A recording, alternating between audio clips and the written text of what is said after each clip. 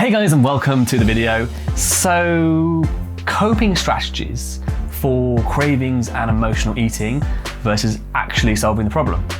It's a sad fact that most people don't know how to fix their emotional eating behaviors.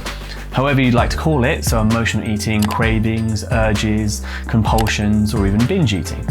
And it's going to be one of the biggest things that are holding you back from your weight loss goals, because if you're eating in one way, but then at certain parts of the day or the week, you are getting cravings that you don't know how to get rid of, and you end up eating things that you don't really want to be eating, then it's not going to help, is it? So in this video, I'm going to be going over how to actually get rid of your emotional eating behaviors. And if you stick around to the end, I'm going to be giving you the chance to register for my free webinar where I go into the detail of actually what causes and the real solution to binge eating, emotional eating, and again, however you'd like to label it.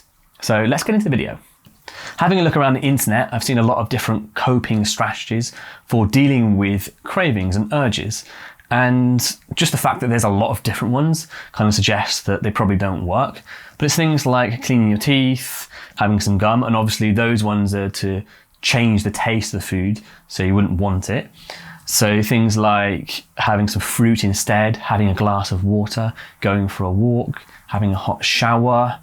Things like, someone told me actually the last week that they go to bed early because they don't know how to deal with their cravings in the evening. So as long as they're asleep, it's fine, which is ridiculous really. So all these things, they're obviously there, but they're not solving the problem. The problem with using coping strategies is, yes, it might help you avoid it. It might help you avoid it in the moment, but obviously later in the day, later in the week, or whenever, they're going to come back. So you're going to have the same problem again. And the problem with that is that it takes a lot of emotional stress, and obviously it doesn't get you towards your goal if you're having these things like cravings that you don't know how to get rid of holding you back. And just using a coping strategy rather than actually fixing the problem means that every time it arises, you have to deal with the same thing, and you're having to deal with the same problem over and over again, which, yeah, again, is not very helpful towards your goal, and it adds up in terms of emotional stress and just thinking power and time taken away from things you can be thinking about that are more important, the things that you want to be thinking about, right?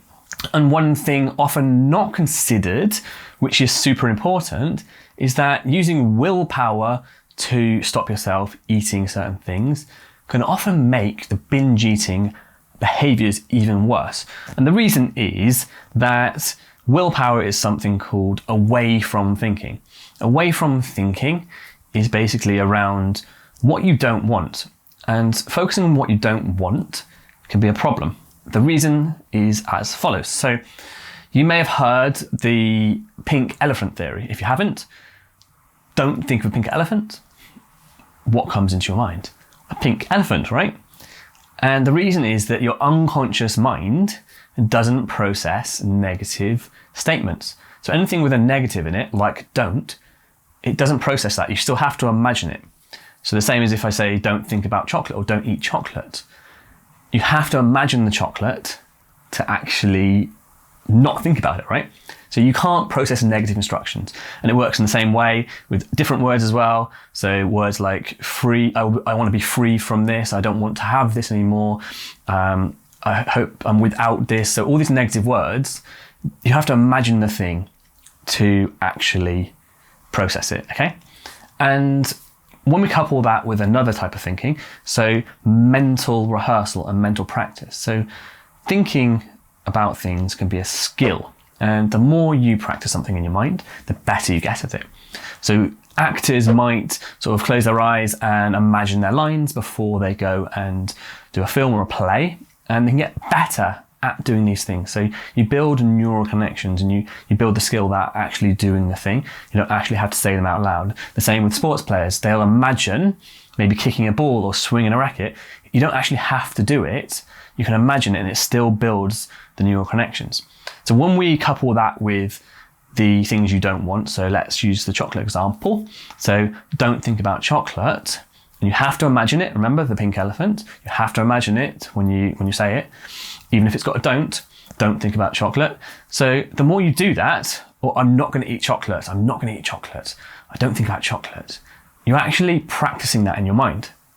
So when that willpower runs out, and it always does, as you know, what are you really good at?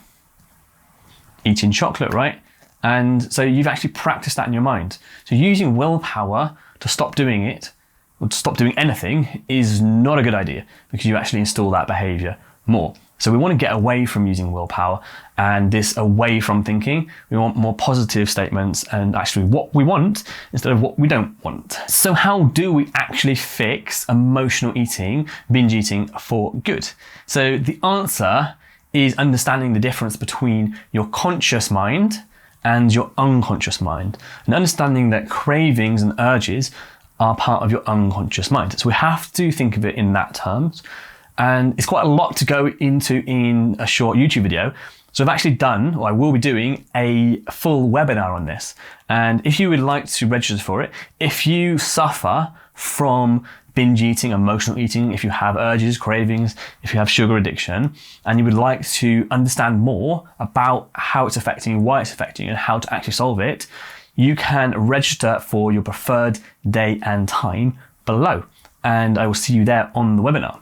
But the important things to get right first are the basics. So, number one, getting enough calories in your day. Number two, getting the right macronutrients. So the balance between protein, fats, and carbohydrates. Number three, getting the right micronutrients. So the vitamins and minerals in your day.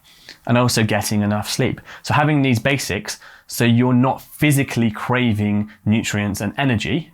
So we know that if you are getting cravings, it's the psychological, the mental cravings, and we can deal with it in the way that we need to, as I mentioned, coming from the unconscious mind. And the unconscious mind deals with habit, it deals with patterns, it deals with associations and repetition and skills. And that's how we have to solve the problem. And like I said, I'm going to be doing a webinar on this, so register for it below if you haven't already. And that's all I wanted to go over in this video today, guys. So if you enjoyed it, if it helped you, let me know below. And also let me know, do you get cravings for any types of food? If you do, let me know below what those are. And for now, I'll see you in the next one.